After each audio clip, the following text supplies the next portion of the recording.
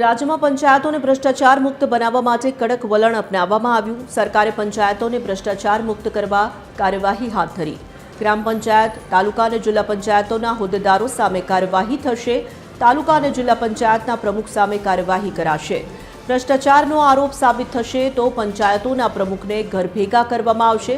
DDO અને તેની ઉપરના અધિકારી તપાસ કરશે અને પગલાં લેશે। સાદી અરજી કે મૌખિક બાતમીના આધારે ભ્રષ્ટાચારની તપાસ કરવામાં આવશે।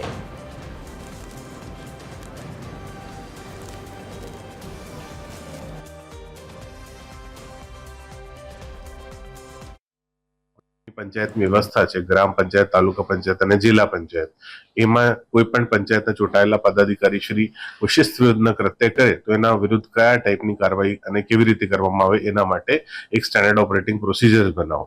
तो एना माटे एक कमिटी ने रचना थयेली। आ कमिटी में हूँ अने 6 जिला विकास अधिकारी श्री हता एने तमाम जे गवर्नमेंट रेजोल्यूशन छे एना गहन अध्ययन कर्या अने अपना जे गुजरात पंचायत अधिनियम छे एनी जुदी जुदी कलमोना गहन अध्ययन कर्या।